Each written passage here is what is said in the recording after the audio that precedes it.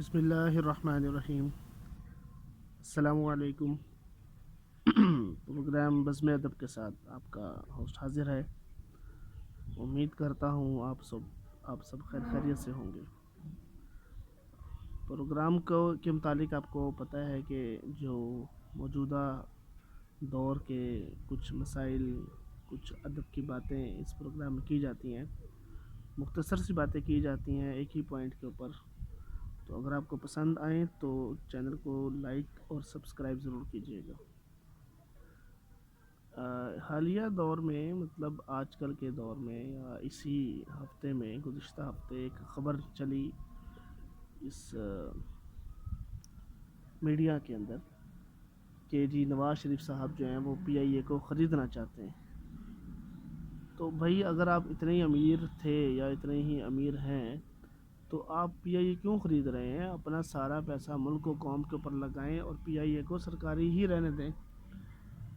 تو پھر عمران خان کی بات ٹھیک نکل آئی نا جی کہ آپ کے پاس اتنے اثاثے ہیں، تو یہ اثاثے آپ نے کہاں سے لیے؟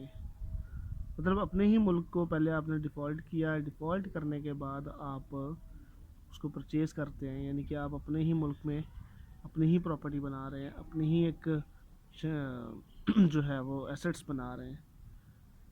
کیا اس کا حل یہ نہیں ہو سکتا تھا کہ آپ ملک کا قرضہ اتارتے اور ملک و قوم کی خوشحالی کے لیے جس طرح جان توڑ آپ کوشش کر رہے ہیں اس سے زیادہ آپ کر سکتے تھے، کیونکہ یہی بہتر حل تھا۔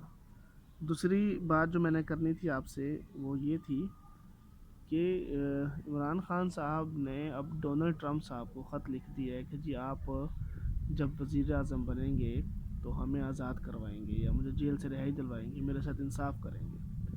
اس کا مطلب تو یہ ہوا جناب کہ وہ جو سائفر وغیرہ کا جو ڈرامہ تھا اور جو پوری قوم کو ایک بتی کے پیچھے لگایا تھا جی کہ ہم جو ہے نا ایاک نعبد و ایاک نستعین، اور یہ سارا کچھ جو ہے یہ ڈرامہ کیا تھا؟ امریکہ کی غلامی والا ڈرامہ کیا تھا؟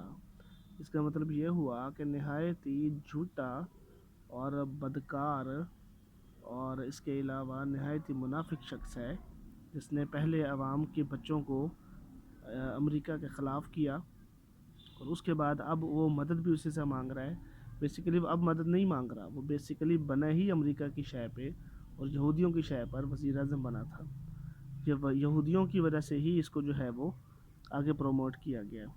تو اگر یہودیوں کا ساتھی بھی یہودی ہوتا ہے تو آپ اس کو مرزئی کہیں یا یہودی کہیں، جیسے بھی کہیں، تو مہربانی کر کے سوچا کریں اس بارے میں کہ ایسا کیوں ہو رہا ہے، ایسا کیسے ہو رہا ہے۔ دماغ بند کر کے نہ سوچیں، دماغ کو کھول کر اوپن مائنڈڈ ہو کر سوچیں۔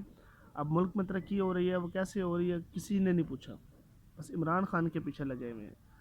وہ ہے کیا یار؟ اس بندے نے پورے ملک کا تباہی مچا دی، پورے ملک کو تباہ کر دیا، آرمی کے خلاف باتیں کی۔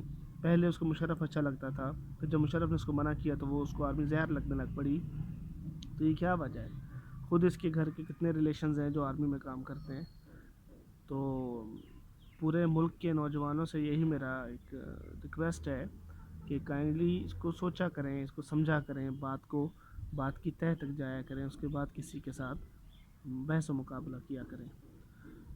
امید کرتا ہوں آپ کو یہ میرے چند پوائنٹس اچھے لگے ہوں گے۔ اجازت چاہتا ہوں، اللہ حافظ۔